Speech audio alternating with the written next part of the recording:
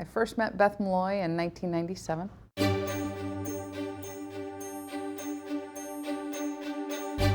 Looking back, she made a significant impact on who I've become and what I understood the Navy to be and the spouse role. In the very beginning, I remember when I would see the Admiral spouse be the chairman of the organization, and I would sit there and say, how can they do this? She was a very shy person, and that's hard to believe for people now who know her. Over the 43 years we've been together, I was always impressed when we went to Connecticut. We wanted to have kids, but she wanted to have a different job. And so she became a tour guide at the Mystic Marine Life Aquarium and fed the animals, because she said, I want to learn to speak to people I don't know almost every day. And so she did that and became gifted at doing and talking to people she'd never met. I was extremely shy as a child and also as an adult. So I knew that I had to overcome that fear. And so it forced me to talk to people, and it really helped. It helped me overcome my fear.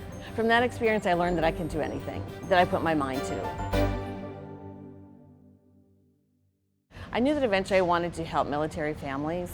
For spouses, their job is what they want it to be, but because she's Beth Mulloy, and I'm better known in the Navy as Mr. Beth Mulloy because she's so well known, is she viewed it as taking care of the crew, because that's what takes care of the sailors and allows the mission.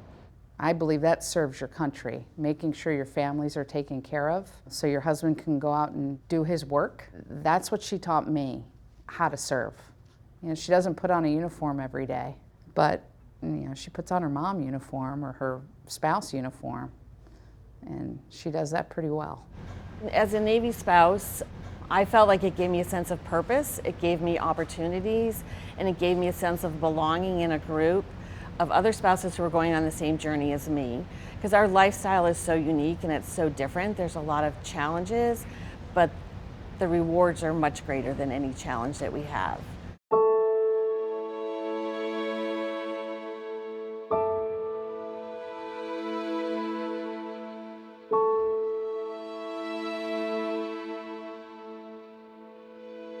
I learned this a long time ago when our first child was born with a heart condition and passed away. And I remember the Admiral's wife, I had never met her before, showed up at our door to pay her condolences. And I remember thinking at the time how difficult that was for her to come to our house and she didn't even know us. I learned a lot from that. I learned compassion. I learned that sometimes when things are very difficult, you do need to step out of your shell. You need to go and help others. You don't know how they're going to react, but you need to try. You need to try to make a difference in their life. You rely on your support structure, and she became that for me. She was my phone call. You know, I had a significant situation that happened in my life, and she was the first person I went to.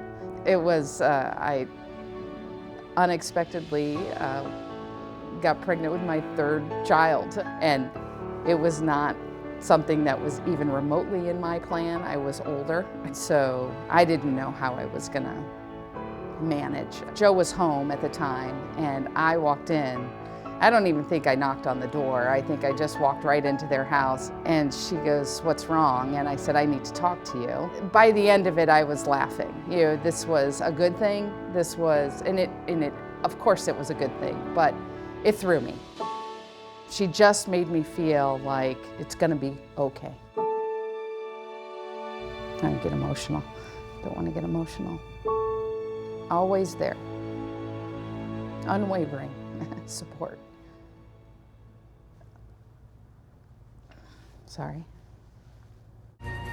It is Tuesday, September 11th. In the news this morning. One thing I'll say about that day is one of these days was just achingly beautiful. I mean, I'll just never forget. It was almost like it was going to be the perfect day. It's going to be an ideal day today. And I got to the Pentagon and we're chugging along on things.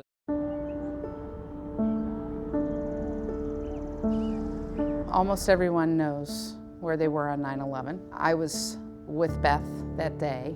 I remember going for a walk and heading down towards the Pentagon. We were going for a walk in Arlington National Cemetery, so we decided We hadn't gone down by the way of the Pentagon. We had never been over there. Hey, this is Dulles Press Control. We're tracking a fast-moving primary heading towards the White House. The White House has been advised. All right, I'll tell him. Yeah. And we're walking, and all of a sudden I hear a plane.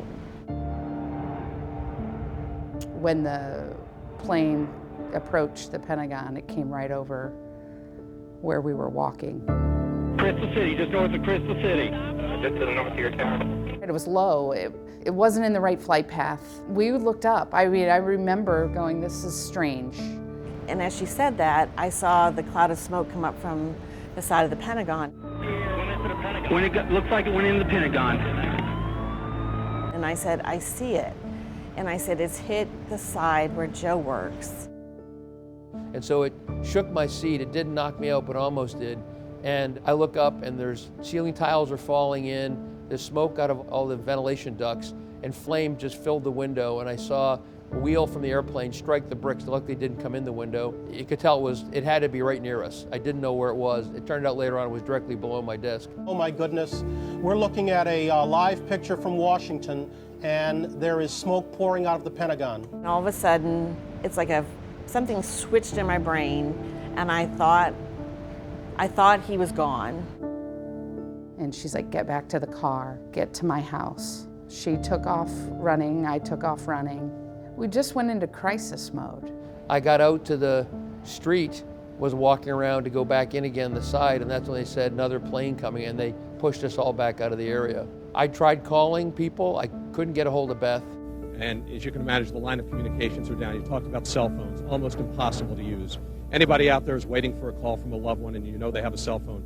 The biggest problem here is solid information. So from the time of impact, it was about 2 hours and 45 minutes.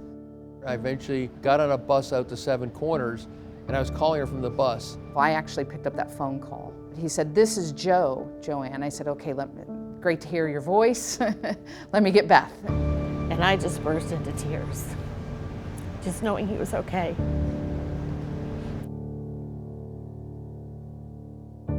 Then he said to me, Beth, I need you to do something for me. So I said, Beth, I know the 10 people I was with got out. I don't know about the rest. I have a list in home in this location. I need you to pull it out and just start calling people. Just check them off if they got home okay. So he's going to take care of things on his end, with his people in his office. So now she had to take care of people on her end, the spouses. I said, Joanne, I need your help. And she said, what do we need to do? And so I ran and grabbed another phone, and she said, I'll watch you make the first phone call. I'll listen, and then we just started banging out the phone calls. We called 121 people. We got a hold of everyone. She just did her job. That is who she is. She just puts your mind at ease. Everything's gonna be okay, no matter what. But yet her husband is the one who was in the most peril.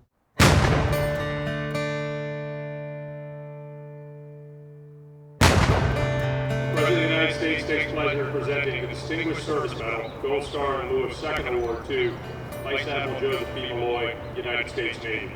Her husband is hugely successful, and he would not be where he is without her. I firmly believe that, and I know he does as well. I don't joke when I say I'm known around the Navy as Mr. Beth Mulloy or Admiral Beth Mulloy. What I'd like to do at this moment, because this is such a tremendous Navy family, I'd like to ask the whole family to come on up. I'm tremendously proud of their two sons, Tyler and Connor. So I've been a military mom for 9 years, which is a very different capacity than being a spouse. When it's your son or daughter serving, it's actually been rewarding to watch them, to grow as a person, to see this young child grow up and decide that they wanted to serve. The Secretary of the Navy takes pleasure in presenting the Distinguished Public Service Award to Beth L. Mulloy.